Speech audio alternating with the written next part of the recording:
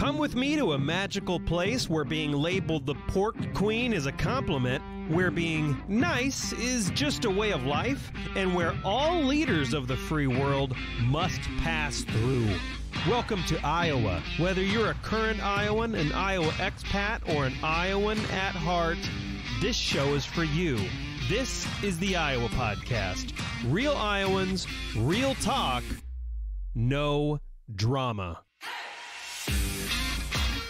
I'm Justin Brady, and you're probably familiar with the name Caitlin Clark. Don't worry, she's not in here. We have reached out to Caitlin Clark. I mean, who hasn't? But she made news when she got injured. And so I had a listener, if I'm being honest, it was my mother, and she reached out and she was like, hey, this is, I don't know if we talk enough about sports injuries, why they happen, is this a trend? Because, now it's in top of mind and it's something we're wondering about. And so I've asked Dr. Brett McDonough, the founder of Delta Health. You guys focus on functional medicine, chiropractic, massage, sports medicine, and soft tissue therapy. And this is definitely your area. So I appreciate you coming into the studio. Yeah, I appreciate having the opportunity to get here and sports and injuries and everything in between that and around that has become such a huge topic anymore, both with youth as well as, even upper levels. Obviously, Super Bowl week, it's become more of a topic coming up here. That's true. So before we get into everything, as a reminder, make sure to subscribe. We're on Apple Podcasts. We're on Spotify. We're on every app. And then make sure to tell your neighbor if you like the show, because, that's really the number one way we grow this show is by people telling other people. So, Dr. Brett, you have some really cool experience. You spent a lot of time with the Minnesota Vikings and the Minnesota Twins. You traveled with UFC. You worked with NASCAR. And then you, of course, worked with multiple Olympic athletes and triathletes in track and field and wrestling. Did I get that all right? Correct, yeah. Okay. A hodgepodge of a lot of random stuff. Yeah. Makes me feel kind of important sometimes. Yeah. If you can bring UFC people back from the dead, you can do anything. That's true. It's amazing, too, like in a high contact sport like that, and people think those guys are just a bunch of meatheads beating each other up. But the high-level people understand the value of taking care of their body. Right. It's their paycheck. Yeah, that's actually a really good point. And so those are a lot of the people you've worked with are people that have to take it extremely seriously because it is their paycheck, especially in professional sports. So what is the state of sport? The Caitlin Clark thing obviously made national news, and we do hear more and more about sports injuries. Are they actually increasing, or are we just hearing more about it? Yeah, and I think it's a fair question because we're obviously exposed to a lot more input around us from social media to the news. And then a person like Caitlin Clark, who's literally probably she's like LeBron James-ish right now in sports. Yeah, pretty much. It's such a freak thing that kind of happened on the court after a game. And you look at her earning potential as well, too, and the effects of an injury on something like that. Oh, that's a good point. I didn't even think about that. So I actually was, this might tie this together a little bit. I was watching the Nolan Ryan documentary the other night, which if people have not watched that, take the time to watch it because he is a straight redneck from Texas that learned how to throw a baseball really fast. He was the first ever $1 million contract in professional sports. Yep. I didn't know that. Yeah. His first season with the Mets, he made $7,000, and he worked a part-time job that summer after winning the World Series. His rookie year, he won the World Series his rookie year. He worked a part-time job cleaning air vents out back in his hometown. That's crazy. Yep. So anyways, long story short, first $1 million contract. Then all of a sudden he starts having arm problems. And these arm problems are repetitive type issues, which is this Tommy John surgery people are familiar with. Tommy John surgery is a perfect example of the amount of injury increase we've had over time. It used to be, even 80s and 90s, you'd hear about it in Major League Baseball players here and there. Right now, the majority of Tommy John surgeries are actually happening in people younger than 18 years old. What? Yeah, so sports injuries, I think, have become more of a commonality because of the load. And the load and the intensity we put on kids at a younger age, younger athletes whose bodies aren't fully mature. Now, all of a sudden, they're kind of getting set up for a little bit of problems down the road. You're seeing injuries in 18-year-olds you typically wouldn't see until somebody was 28. Really? Type of thing. Okay. I think that's why you more prevalence of them. So yes, more frequency, but also earlier than is. So you're saying you're seeing injuries that normally happen when you're older are happening when people are still children, when they're like 18 and maybe younger? Correct. I mean, the research is starting to show that there's more injuries now in the sub 18-year-old and particularly the sub 14-year-old population group because of the load and the intensity of practice and game time situations. I think of different sports, like a lot of these kids now, they're playing baseball, for example. They're playing 60 games in a season at 12 years old. Oh. And back in the day, again, it was 20 games, 30 games tops type of deal. So you're putting a lot of load on different things. And now all of a sudden this kid's getting to, say they're 22 years old and they're professional sports or somewhere in that ballpark on there. They've got a lot more miles on the proverbial car at this point in time. Oh, sure. And things starting to break. They're starting to wear out. Wow. And that's become, again, more of a mainstream thing because you're hearing about it more. Kids having surgeries. I mean, ACL surgeries, for example, is up 400%. What? In the last ACL surgeries is up 400% in younger people, or just across the board? Up to I think it was 22 years old is what they're up to 22 years old. Correct. So it's a higher amount. Whoa! So that's only people under 22. ACL surgeries are up 400. You said 400%. 400%. That's insane. And then shoulder and elbow surgery, like this Tommy John, they're talking 500% numbers. Increase. I don't know what a Tommy John surgery is. So it's like a pitcher. So a pitcher throwing a ball. Like elbow. Yep. Your ulnar collateral ligament gets worn out and creates a problem. So they go in and they basically repair it. But they're actually doing this now, preventative Tommy John surgeries even with people because of the prevalence of it. And they actually show it sometimes increases their performance as well too. So now you have people again going under the knife for reasons that probably doesn't make a lot of sense. So sounds like there's I don't want to guess, but it sounds to me like high risk. Correct. Yeah, and you're exactly right with that. And I think again, the mentality in sports has gone from, especially in youth sports, has gone from how do we develop this kid from a longevity perspective, as well as it's not so much about winning and losing when you're 8 years old, 10 years old, 12 years old. To now, all of a sudden that's the focus at 8, 10, and 12. Because of that, now we're doing things different. We're spending more time on sports specialization than we did before, for example, which creates more repetitive type injuries that consistently happen in some of these athletes that we maybe didn't see before because the kid wasn't spending so much time doing that specific sport all year round type of thing. There's a lot of theories out there in regards to why we're seeing more injuries, but I think the biggest thing that's coming back to is, again, the youth load. The load plus intensity equals increased amounts of injuries. When you say specialization, you're not talking specialization like someone's a kicker on a football team. You're talking about most team sports are specialized. Like if you're a quarterback or you're a tight end or if you're a point guard, you're doing a lot of the same motions and same muscles repeatedly. Those are the increase in injuries, people who aren't well-rounded athletes but are more focused? Correct, yep. And really focused even from just a sport specific. So a 12-year-old who played 4 sports, now the average 12-year-old's playing maybe 1.5 sports now.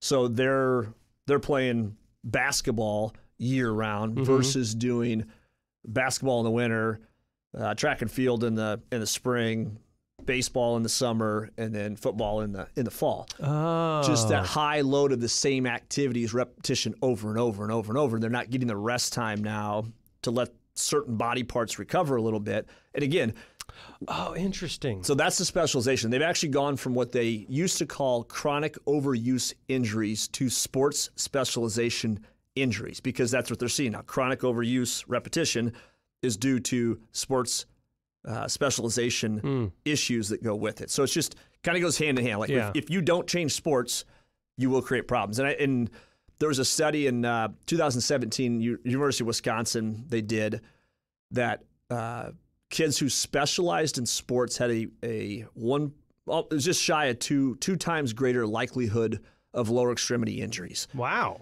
Okay. So, and again, 2 times doesn't sound like a lot, but it is a lot. That's a lot. Yeah, it's doubling. Correct. Yeah. And that's what we're starting to see is just these things that, again, don't typically happen in kids are happening in kids more now. So is it a matter of, I want to ask about tech as well, but is it a matter of if you want to just play basketball, great, but also hit the gym and also do some swimming and keep your body guessing and work the other muscles because those muscles help stabilize the other muscles, or do yoga? Is it simple as, okay, that's fine if you want to stick with basketball. You don't need to do all the other sports, but get your workouts in that keep your body guessing. Is that kind of the general idea? Correct. Yep. And I think that's the part. I mean, you look at I've had the opportunity again to be around some pretty high-level athletes, and the common theme amongst a lot of them is that they're really, really good at knowing when to back off the sport-specific type training. And that's a lot of like for example, like NFL players in the off-season, they're not out on a football field all the time running routes and doing blocking drills and things like that they do in season. To your point, they're in a weight room. They're working with a trainer who specifically is rotating workout things. I mean, if you went to the gym every day and did the exact same workout over and over, guess what you're going to end up with? Tendonitis problems. You're going to end up with chronic repetitive stress injuries that accumulate over time because you're literally, it's a race car. You drive around the track the same exact way. One side of the tires wears out more than the other side because of that. Versus if you went multiple different directions, you don't get that. Right. And because a lot of these are students, it's not like a bunch of high schools have this like tons of money for nutritional trainers and fitness and medical evaluations. And they're not probably being able to track each individual athlete to make sure they're mixing up their workouts correctly. Correct. So this stuff happens because, as you said, schedules are increasing.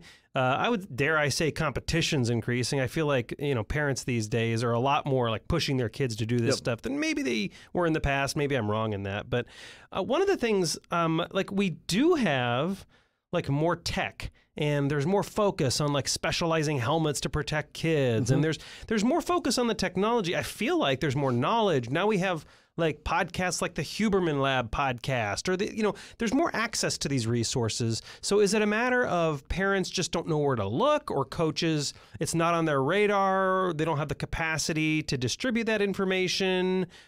What's the breakdown? Why isn't this knowledge getting to the kids and the parents? Yeah, and you're exactly right. And it kind of goes back, this is a little bit of watching it from a distance, a little bit of opinion, as well as a little bit of looking at some of the research here lately of like, I go back about the what's the focus here? And when the focus is put so much on winning, we start to disregard things that actually might be advantageous for our child, for our kids. I mean, the kids, and I'm talking even 18 years old, like a 17-year-old kid who throws 85 miles an hour in high school should not be pitching 3 times a week. But when he's the stud on the baseball team and you're looking to win a state title, that coach might be like, you know what, maybe we'll just stretch this a little further. Or now you watch the high school, or not high school, but the Little League World Series, for example. It's on every summer. And you watch some of these things, and all of a sudden you start to see same thing. Same kids pitching 2-3 times a week. I don't care if he's 12 or 14. Like, we're making a decision on trying to win a game versus what's in the best interest of that kid long term. And to your point, you mentioned it there too, is like parents start to fall within that camp. They want their kids to succeed. They want their kids to get a college scholarship. They want their kids to be an all-star. Now all of a sudden, and this is one of the things in terms of injury prevention that they've talked about, is that one of the biggest reasons why kids end up with injuries is poor communication. Kid starts to say something, says, you know what, I'm noticing this, and the parents or the coach is like, you know what, not that big of a deal, not that big of a deal, not that big of a deal. Now all of a sudden we start to creep down the path of chronic problems, or we start to create more than just a chronic problem, but an acute type problem that prevents the kid from participating, or may actually end their career at some point in time because it was not addressed originally when the kid first started to say something about it. So the desire to like push your kid in a good way. I'll position. Obviously, there are some stupid parents that like do toxic things to their kids and like my arm's falling off. Push through it. Correct. You wimp. So there's a fine line there. Yeah, obviously there's some idiots like that out there. But for the parents that actually care a lot and they're just like they're pushing their kid because they don't want him to be a quitter and they want him to work hard in life. They want him to succeed. For these parents, focusing on them, what you're saying is sometimes you need to really pay attention to the words your kid is using. Correct. And because, they may actually be in pain, and you trying to be a good parent and like push through adversity is like, you'll be fine, recover, you can shake it off. What should parents be looking for specifically? Are there certain words students use? Are there questions you can go through? Do you immediately just go get them evaluated? What's the right process? Yep, and you kind of hit on a couple things right there. One is the communication piece of it, like asking them. Yeah. Because sometimes kids aren't going to be the ones that are going to complain about something. Yeah. Is it discomfort or is it actually pain? Correct. Yeah, yep. Does it prevent them? Does it change their gait patterns, for example? Does it change how they that's interesting. Throw a ball? Does it... do they stop looking forward to practice or competition because it bothers them consistently on that end of it? Those are easy things to kind of pay attention to. get a trusted person that you can see your child when they're healthy and not just when they're broken. So that way they have a baseline as well too. Who's your structural person? Who's the person that looks at them? And again, a coach is going to be a little biased. So not the parents, maybe not the coaches. Correct. Yep. Find somebody you can trust that can look at these types of things. Again, high-level athletes. Again, and you talked about the tech piece. Like, why do we not use more of this stuff? What's the issue with it? It's resources. I mean, fancy equipment's expensive. And some of these schools and clubs and things like that don't have the funds to do it, or parents don't want to put the money into it. But part of that tech piece is having the right people on your team. And that's, again, high-level athletes have a trainer, a nutritionist, all these different pieces to the puzzle that help put these things together. I remember working with, when I was in Minneapolis, one of the Vikings, who's a Hall of Famer now. And I always thought this guy was kind of a yahoo in regards to, he'd say stupid things in the media, this and that. And I was like, he must not be that intelligent. And then when I got the opportunity to work with him, though, was it Randy Moss? Possibly. Because he had a mouth a little bit. Correct, he loved to get the media riled up. That's super and funny. And it was some of these guys, and I have two stories but Randy was a guy that dude knew how to take care of himself. There's a reason why he played 18 years in the NFL. There's a reason why he was just as good, almost just as good in the 18th year as he was in his first year. The guy was meticulous with how he took care of himself. He had a person for everything. And he was kind of on that cutting edge piece. It's the Tom Brady mentality, where you have your team. It's the pit crew for the race car. Like, who's those people that keeps this thing working at a high level on there? And if a parent looks at it from a kid perspective, like, who's my team? You may not have the same team, but you know what? As a group of parents, what if 5 of you, 10 of you as families said, you know what? Let's hire a nutritionist for our 10 kids. Split the cost up a little bit. Who's the structural person that you can start getting input on? Maybe you see him once a month or whatever that helps give you a baseline and pick things off before they become bigger issues with it. And it's a proactive preventative measure is going to create a whole heck of a lot of problems down the road, because when you wait until a problem starts, you've already gone 10 steps down the wrong path. Oh, yeah. So, like, preserving, if you really do care and your kid wants a career in sports, by ignoring these things and not giving them the right team, and like you said, it doesn't have to be like 6 highly paid experts. Yep. But by ignoring these things, you're pretty much guaranteeing they're not going to have a career, or at least a collegiate career in a full ride scholarship or a good scholarship. You mentioned communication being a big aspect to prevention or preventative approaches. Earlier, you were talking about like recovery time as well.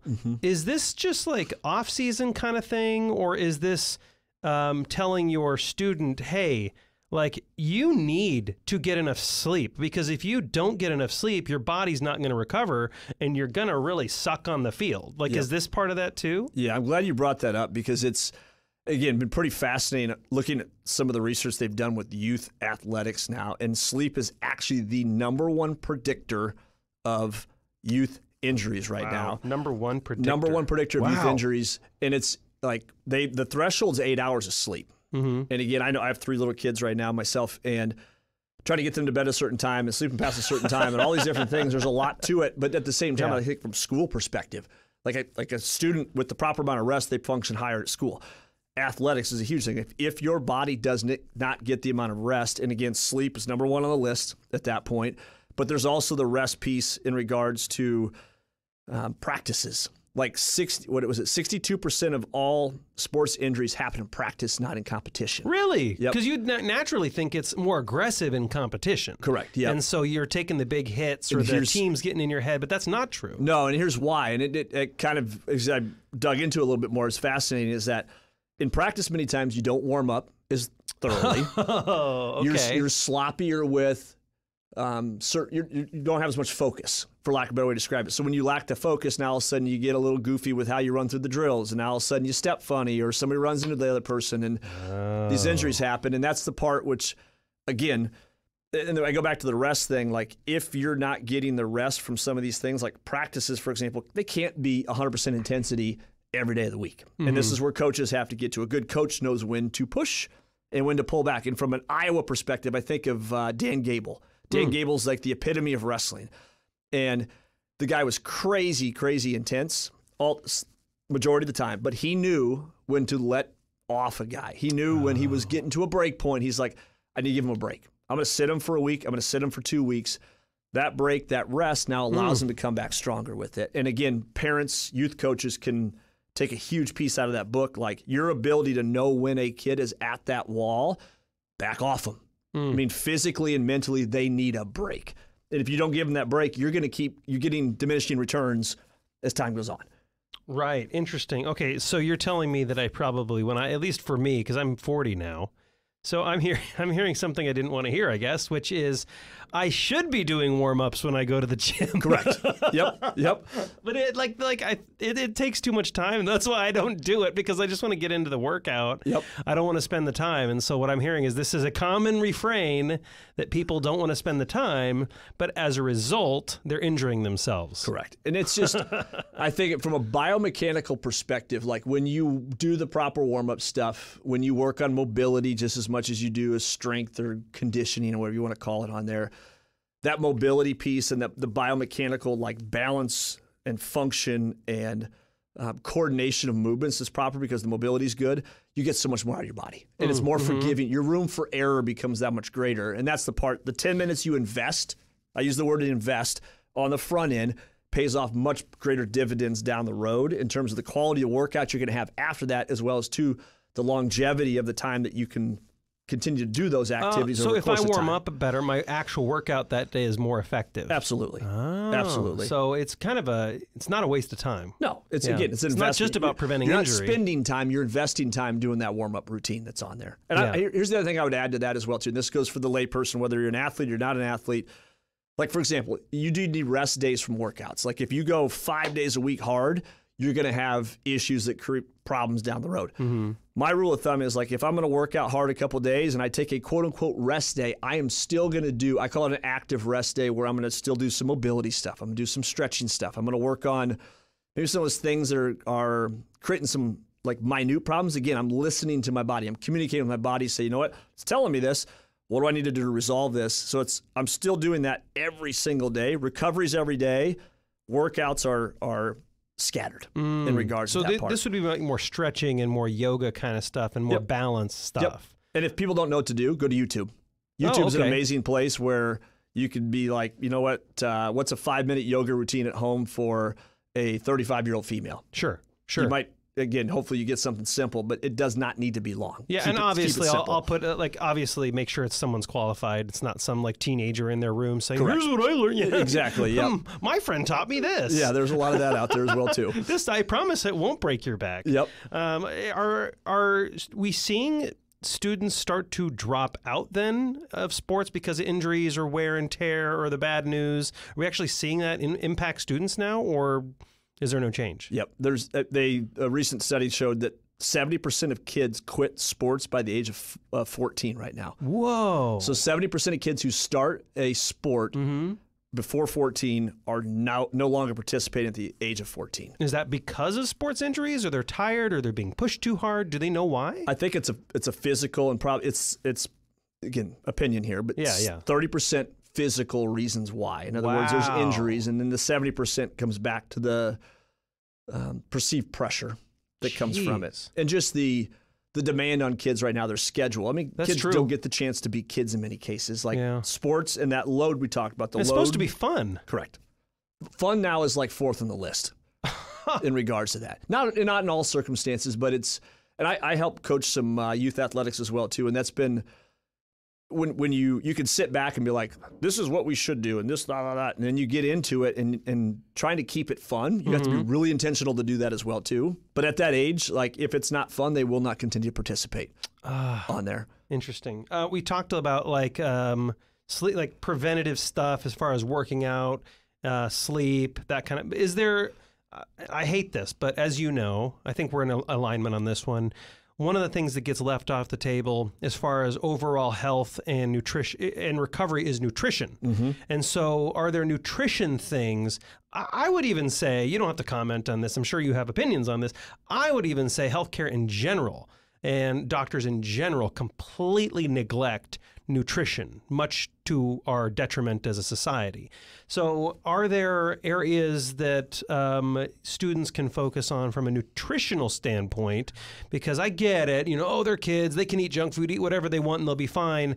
But are these junk food decisions, are these nutritional decisions causing injuries and making recovery more difficult? Absolutely. I mean, that's the short answer to it. The longer answer to it is just we, again, and let me take one step back with what you said there about the healthcare system, what we read, what we see in regards to what we should do. We don't get great advice. We get advice based upon profits. We get advice based upon convenience. We don't get advice based upon actual what's the outcome long term. And I think this is not rocket science to understand this or see this, but like processed sugar type of food, processed carbohydrate stuff, high sugar density stuff, sports drinks fall into this category as well too. Yes. That we're given literally 5-gallon buckets of this stuff at practice that's just full of sugars. Yeah, on it's there. true. Sugar creates inflammation. Inflammation is like gasoline on a smoldering fire that you're putting in there. So every time you consume high amounts of sugar during workouts, after workouts, it's not in a balanced way, not in a good fashion, which could be an hour-long conversation in general. You're putting more gasoline on the fire. And what happens is people start to develop kind of a global level of inflammation in their body. In other words, everything's just kind of inflamed all the time. And with that, now all of a sudden, again, the room for error gets smaller. Now the things that maybe didn't cause a problem before are starting to cause a problem. That knee starts to hurt a little bit. The tendon starts to ache. The shoulder starts to hurt a little bit more. My back starts to ache a little bit more. My recovery from my workout seems to take longer now, and I'm just getting older. No, you're not. You're eating too much junk. Yeah. The other piece of it as well, too, I hate to call people out on it, but it's the truth. Yeah. The other piece of this is also we fail in so many ways. I don't remember the exact number of it, but the amount of Americans, percentage of Americans who get enough protein in their diet to make up for their activity levels is really, really, really small right now. And kids, again, you think about the amount that they're involved, the intensity to load on them. I keep going back to that. Intensity to load demands they have a higher level of protein. Protein's hard to prepare. Protein takes longer. Protein's not as accessible in a lot of different ways. Without protein, though, you don't rebuild tissue. When tissue breaks down, you create more inflammation, you create more problems. Yeah. Period. So less sugar, more good protein. That's where you'd start. Water. Yes. Is this still a thing? Yeah, as far as I know. Are we still not getting enough water, or are we getting enough water? Does it? Is there a general rule of thumb? Like, because I know in the gym, I still see like the dudes with the gallon jug carrying the water around. Is this necessary, or is it one of the things that, look, just don't neglect water. If you're thirsty, please drink water. Yep. Water is obviously super critical in so many different ways on there. And honestly, like if you just prepare better, like take a water bottle with her wherever you go. Oh, sure. Kids from a perspective of like youth athletes, and again, the load they're putting on themselves and the sweat that they're losing and the activity levels they have. Put it this way, like if a kid is 100 pounds, they should have at least 100 ounces of water a day. So just kind of give you a relative idea on there. Like every pound of body weight should equal the amount of ounces of water they get, plus some when they're high levels of activity and they're sweating a little bit more that's on there. And again, water is just one of those things from a recovery perspective, as well as from a performance perspective. Muscles are more pliable. So no Gatorade. Correct. Water. Because the Gatorade has the sugar in it. If you want, I would assume, I know this because, if you want electrolytes and you want minerals and like magnesium, you can take, there are supplements for that. Correct. And there's even things you can mix with your water that. True, that's true. There's like powders and stuff that have no sugar that are good nutritional supplements. And not a bunch of other added junk that goes into them that make it taste a little bit better. The other thing I always recommend people, like take a lemon juice type of thing and put a little bit of lemon juice in with your water. It tastes better, as well as too, you get some nutrients from the lemon juice in there as well too that helps you consume that. But just start making that a priority and it'll start to happen a little bit more. Interesting. It's interesting that you say about like interesting on the topic of nutrition. There was this morning, this is a whole side story, but this morning on like a Twitter Spaces, I participate on Twitter Spaces. It's actually called X now. Yep. And there was an MD in this group that was talking. He said that students, he does career days, and students are asking him like, oh, I want to be a doctor. And he's like, I'm telling people right now, don't. Like doctors don't really help people. Like medicine has changed and there's so many bad things in medicine right now. maybe hold off on that for a while and go into a field where you can actually help people. Yeah. Which I'm just like, what the heck? Yeah. Like, you know, and there are just certain things that I feel like people should go out and educate themselves from quality sources, obviously. But like people should, like parents should be listening to like podcasts like the Huberman Lab, right? Like this guy has a great show. There are a lot of good resources out there that I feel like people aren't neglecting. Like one of the things that I think it was, I don't remember the resource, so don't quote me on that. But one of the things is like we're getting away from red meat, and like red meat is actually like a superpower for like. And again, I'm not a health expert. Go get your health advice from a qualified person. But even like red meat is a really good protein that helps in muscle recovery and stuff like that. And sometimes we hear people like, "Oh, we should eat less red meat." I'm like, "Less red meat? Are you serious?" Yeah. Anyway, both sides of the fence. Yeah. Yeah. I'll get off my. No, and to your point there, I mean, it is so hard anymore to sift through like what is good information, what is not good information, and I go back to like the analogy again of like a house on fire, and if your house catches on fire, you call the fire department. That's the current traditional medical system. Like if things are on fire, they come to put it out. That's where you need your drugs, your potions, your lotions, your surgeries type of thing to put it out. If your house is now, the fire's put out and you got to rebuild it, you don't call the fire department back to rebuild it on there. You know what I'm saying? Like they don't come with hammers and nails. They come with axes and hoses and things like that. Yeah. Who's that team? Sure. Who's your resources? Who's your construction workers? Right. Who's that group that you bring back? And I think, again, as we're like beaten up with so much information now, like what do I believe? Because to your point, like if you skew a study a certain way one way or the other, you can make anything sound better. Like red meat's good, red meat's bad. Oh, yeah. That's true. Vegetables are good for you, vegetables are bad for you type of deal. Like, use some logic. Right. And I always go back to, like, how we're designed to live, what are we designed to eat. God gave you a critical thinking device in between your ears. Yep. Make sure to use it, get resources, ask good questions, find qualified people.